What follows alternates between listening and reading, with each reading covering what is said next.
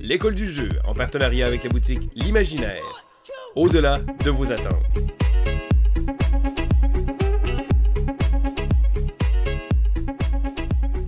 Bonjour mes gestionnaires préférés, c'est Vince de l'école du jeu et aujourd'hui je vous présente ce petit bijou-là qui se nomme Natsumemo. C'est un jeu qui nous vient directement du Japon que j'ai obtenu pendant mon périple au pays du soleil levant. Natsumemo, ça veut dire mémo d'été. Natsu étant le mot pour été, mémo étant un mot anglophone qu'ils ont utilisé pour d'écrire un mémo. Donc, nous sommes des étudiants du lycée japonais et nous devons gérer notre horaire estival entre faire ses devoirs et être le meilleur étudiant possible, mais aussi faire des sorties avec ses amis et être le plus cool parmi la gang. C'est un jeu produit par Kozaik Games qui se joue entre 30 et 45 minutes selon la boîte. 60 minutes serait plus exact selon moi, qui se joue de 3 à 6 joueurs et 8 ans et plus. C'est un jeu qui est seulement en japonais et qui est disponible seulement au Japon. Moi, quand j'ai trouvé cette petite boîte-là, j'avais demandé aux vendeurs de me donner des jeux qui ne se produisaient seulement qu'au Japon. Et finalement, c'est un client qui m'a répondu avec un anglais plus débrouillard, disons-le ainsi, que le vendeur. Et de façon très gestuelle, la personne m'indique que ce jeu-là, c'est un must, que je dois ramener ça ici. C'est un roll and write / flip and write où on va devoir en fait gérer notre horaire personnel. Je vous montre tout le matériel qui est là-dedans et par la suite, je vous dirai ce que j'en pense.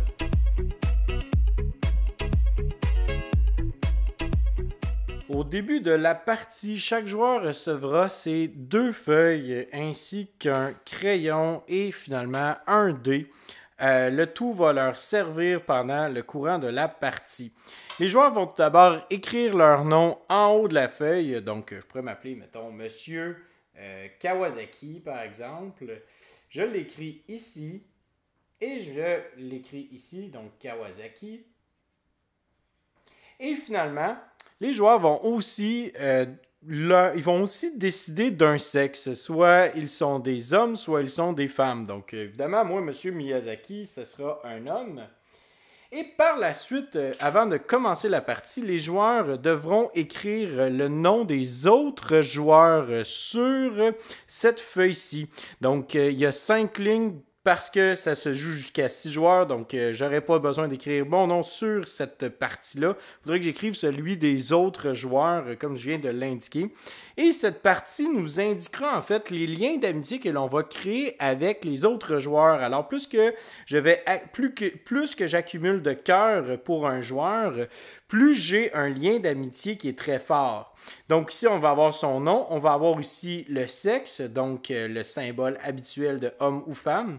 Et finalement, à la fin de la partie, si j'ai obtenu le plus de cœurs pour un joueur, eh bien, je vais faire 10 points. Si on est en égalité, alors à ce moment-là, les joueurs en égalité ne feront que 5 points. Ici, sur cette feuille, nous aurons aussi une ligne qui indique les chiffres de 1 à 30. Ce sont les devoirs que l'on devra faire pendant le courant de la partie. Parce que lorsque la partie se termine, il faudra avoir accompli un minimum de 25 devoirs. Et si ce n'est pas fait, eh bien, on perd 10 points pour chaque devoir non fait. Et si on réussit à obtenir plus de 25 devoirs, eh bien, on va obtenir 2 points pour chaque devoir supplémentaire fait, donc jusqu'à concurrence de 10 points supplémentaires, et on peut perdre jusqu'à 250 points si on ne fait aucun devoir, ce qui est un petit peu rare dans ce jeu.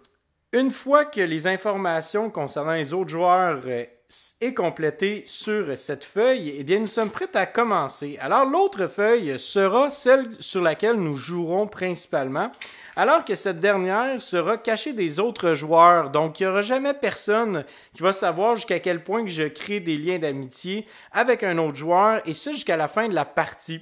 Ceci étant dit, tout le monde peut voir l'horaire que je vais créer au cours des 4 prochaines semaines, parce que ici, nous avons 4 différentes semaines et nous avons les jours du lundi au dimanche. Et si vous remarquez bien, le mercredi est une journée spéciale puisque la case concernant le mercredi qui est juste ici est en gris foncé. Je vous expliquerai pourquoi plus tard.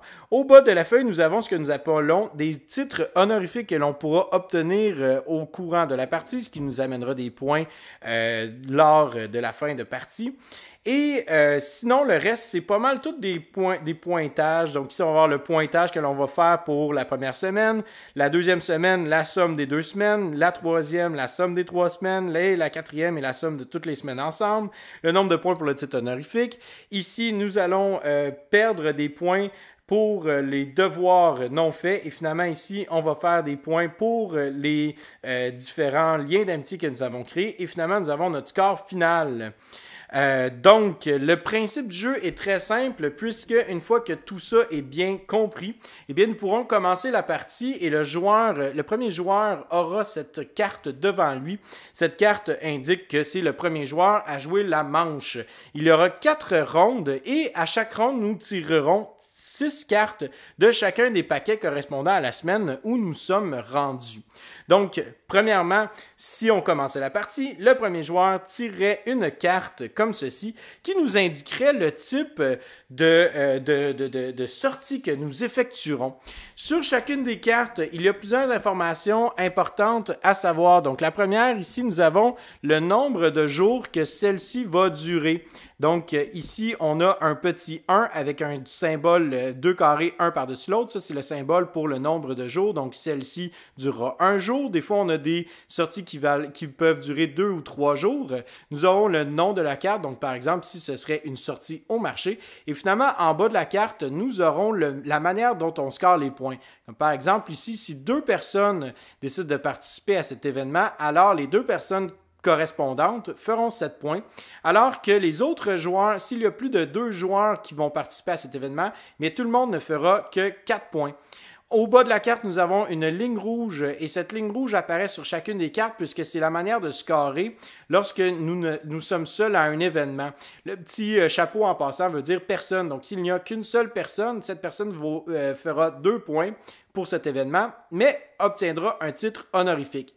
Et finalement, nous obtiendrons ici des cœurs. Ces cœurs-là indiquent le nombre de cœurs que l'on doit distribuer aux joueurs participant à cet événement-là. Donc là, on a un cœur à distribuer parmi tous les joueurs qui iront au marché. Donc si on est simplement 2, ben on va donner le cœur à l'autre joueur, alors que si on est plus que 2, si on est 3 ou 4 par exemple, eh bien, il faudra sélectionner une personne à qui donner ce cœur. Le joueur qui est actif, qui pige la carte en question, va maintenant sélectionner une journée dans son horaire à laquelle il est libre. Donc, par exemple, il pourrait décider de faire ça le jeudi. Une fois que la journée a été décidée, tous les joueurs au milieu de la table vont placer leurs mains comme ceci et vont dire tous ensemble « c'est no ». C'est no indiquant tous ensemble, ça veut dire tous ensemble en japonais. Et là, si on veut participer à l'événement, on lève sa main. Si on ne veut pas participer à l'événement, eh bien, on garde notre main baissée. Si l'on participe à l'événement, alors on va évaluer le nombre de joueurs et le sexe, parce que le sexe aura une certaine importance selon certaines cartes pour scorer des points. Les joueurs qui auront participé à l'événement indiqueront l'événement dans leur calendrier. Donc, par exemple, M. Kawasaki pourrait marquer le marché. Et malheureusement, nous étions 3 à avoir levé notre main. Donc, M. Kawasaki ne scorera que 4 points. Donc, on va le placer ici comme ceci. Avant de passer au prochain événement, la prochaine sortie, eh bien, les joueurs qui ont participé à la sortie du marché devront assigner un cœur aux autres joueurs. Et comme j'ai dit, ce sera fait sur la petite feuille de ce côté et ce sera fait de façon secrète. Donc, mettons par exemple, M. Kawasaki pourrait décider, je ne sais pas moi, d'assigner son cœur à Madame Ching, tiens. Donc, Madame Ching, on n'y va pas avec des préjugés du tout, hein, surtout que ça, Madame Ching, ça sonne plus chinois que japonais, enfin bref. Madame Ching a participé à l'événement du marché, donc Monsieur Kawasaki déciderait de lui donner un cœur. Il aurait très bien pu le donner à Georges, Georges qui était aussi à l'événement, qui lui est un homme, mais il a décidé de le donner à Madame Ching parce parce que ça lui tente, c'est comme ça. Hein? On décide avec qui on se lie d'amitié dans la vie. Dans le jeu, c'est la même chose. Nous allons continuer comme ça autour de la table jusqu'à temps que 6 cartes soient pigées. Donc, si l'on joue à 3 joueurs, il y aura 2 cartes par joueur qui sera pigée, alors que si on joue à 6 joueurs, une seule carte par joueur sera tirée.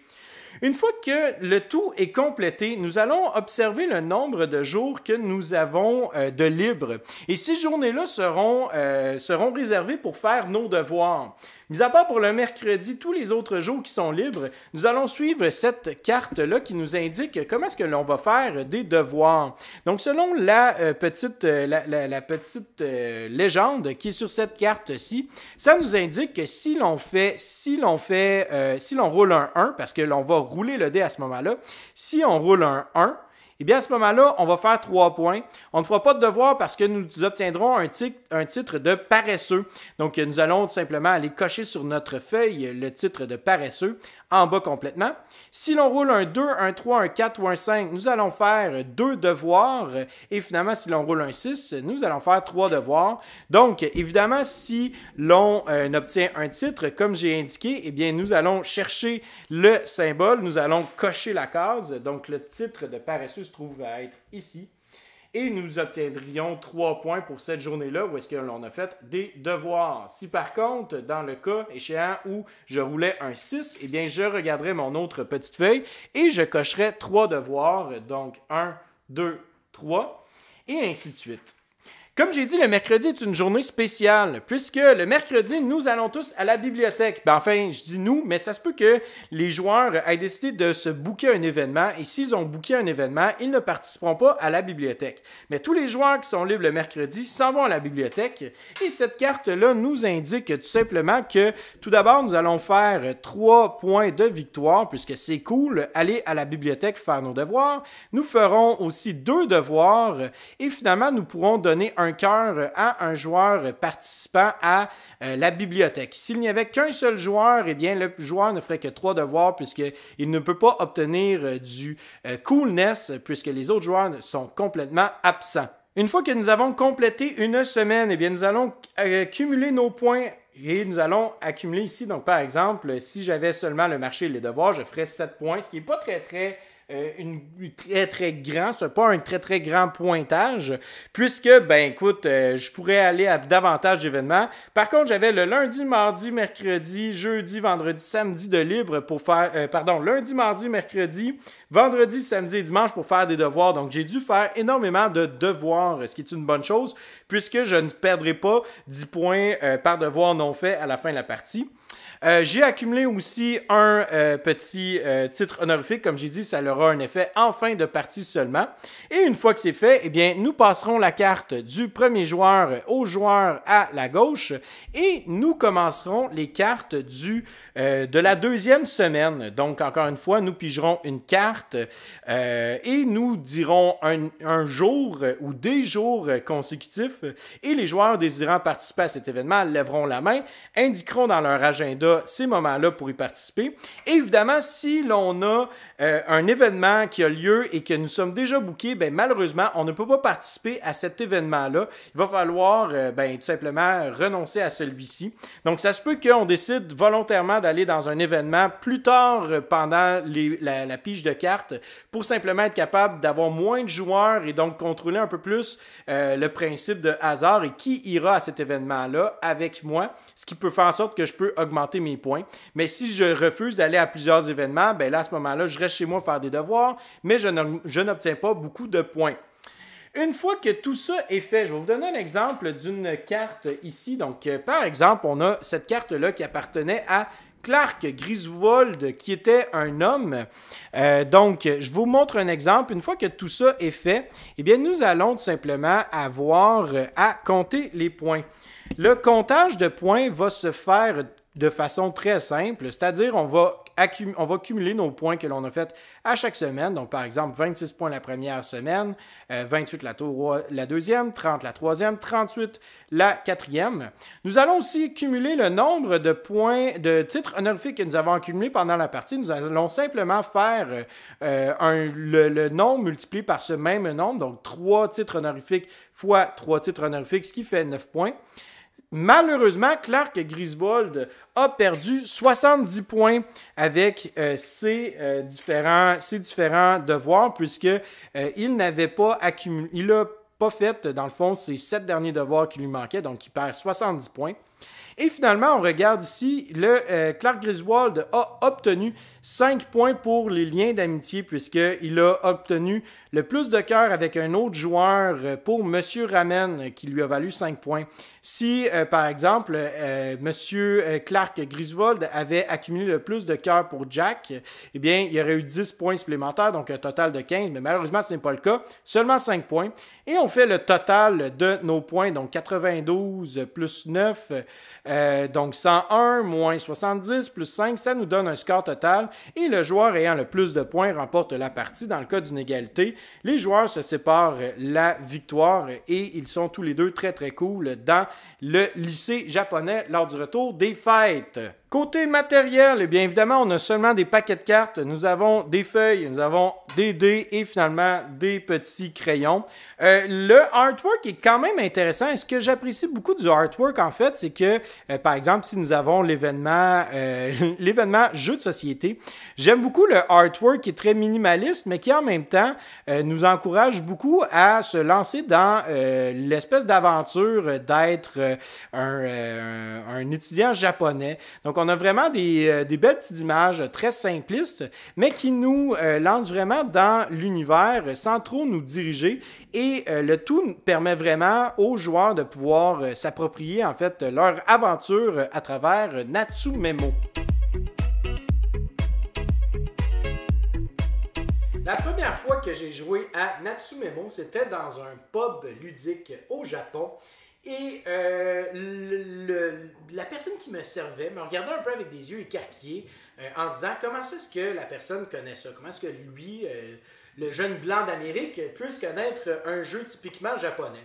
Et il me dit, ben écoute, il faudrait que tu sois au moins 5 autres personnes, c'est pas grave, il y a des gens là-bas, il y a de mes amis qui vont pouvoir te montrer le jeu. Alors je m'assois avec eux et pratiquement personne autour de la table parle anglais, ils parlent principalement japonais. Donc moi à la base, j'étais un petit peu, c'est particulier comme environnement parce que bon, il faut communiquer dans ce jeu-là évidemment.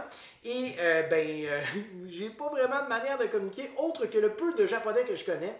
Et finalement, on écrit notre nom autour de la table, on le met sur un petit standy. Et par la suite, s'ensuit la partie. Et je vous le dis, j'ai tellement eu du plaisir. Il y a des gens, pendant cette partie-là, que je me souviens de leur nom. Ce jeu-là offre vraiment une dynamique assez unique et excentrique, merci. C'est un jeu qui va permettre vraiment de créer des connexions. Quand on est tout autour de la table et que là, on fait le symbole de c'est no, et là, on lève la main, et que là, l'autre personne en face de nous lève la main, on a comme l'espèce de réaction de faire comme « Hey, super, on se tape la main ». Là, quand tout le monde y va en même temps, on est comme « Wow, on va tout ensemble ». Au zoo, ça va être génial. On fait pas beaucoup de points parce que le zoo ne nous rapporte pas beaucoup de points, mais c'est pas grave, c'est cool, c'est vraiment le fun. Et c'est ça qui est intéressant dans ce jeu-là, c'est vraiment la dynamique qui est amenée dans le jeu. Les petits défauts, bien tout d'abord, évidemment, c'est un jeu qui est, comme j'ai dit, seulement disponible sur Amazon Japan et ou en boutique en ligne dans un magasin au Japon. Donc, ça risque d'être un petit peu dispendieux. L'autre chose, c'est qu'il est seulement en japonais. Ceci étant dit, nous, joueurs de jeux de société plutôt aguerris ou néophytes que vous êtes, on réalise à un moment donné que dans le jeu de société, c'est facile pour nous de comprendre des symboles. Et le japonais, ce sont des symboles principalement. Et chacun de ces symboles-là veulent dire énormément. Donc, à un moment donné, on commence à s'habituer tranquillement à ces différents symboles-là et à comprendre aussi comment jouer et lire les différentes cartes, je viens lire entre guillemets. Évidemment, il y a des soutiens visuels qui ont été faits en anglais pour ce jeu-là. Donc moi, c'est souvent vers ça que je me dirige, que je me réfère. Mais c'est un jeu qui est vraiment, vraiment le fun. Faut être la bonne gang. Tu peux pas t'asseoir avec des gens qui aiment jouer des jeux un peu plus solitaires et espérer d'avoir un bon temps avec ce jeu-là parce que stratégiquement, il n'y a pas grand-chose. Mais si tu as 2-3 personnes sur les 6 qui ont vraiment du plaisir, soudainement, ces gens-là qui habituellement sont plus rétractaires, qui sont plus réservés, qui sont plus timides, commencent à embarquer dans le jeu et on se perd vraiment dans la thématique. On se prend à rentrer dans le jeu, dans le thème et de créer ces amitiés cachées-là, de créer un espèce de lien entre une personne et toi. Et là, par la suite, à la fin de la partie, on réalise qu'une autre personne avait développé des gros liens d'amitié pour cette personne-là. Donc là, on a une espèce de triangle d'amitié, peut-être même un triangle amoureux, qui sait, parce que ce jeu-là nous raconte une histoire, selon moi, et c'est ça qui est le plus beau de ce jeu-là, c'est vraiment le moment qui va nous être véhiculé, qu'on va vivre tous ensemble. C'est un superbe jeu que je recommande chaudement. Et comme je dis, il suffit juste qu'il y ait 2-3 personnes qui aient une espèce de petit trip à vouloir embarquer dans la thématique. Et après ça, ça va être un succès phénoménal, je garantis. Donc voilà. Écoutez, j'espère que vous avez grandement apprécié cette critique. Je vous encourage fortement à aller vous informer sur ce petit bijou-là. Mon nom est Vincent et sur ce, je vous souhaite à vous et vos amis un bon jouage!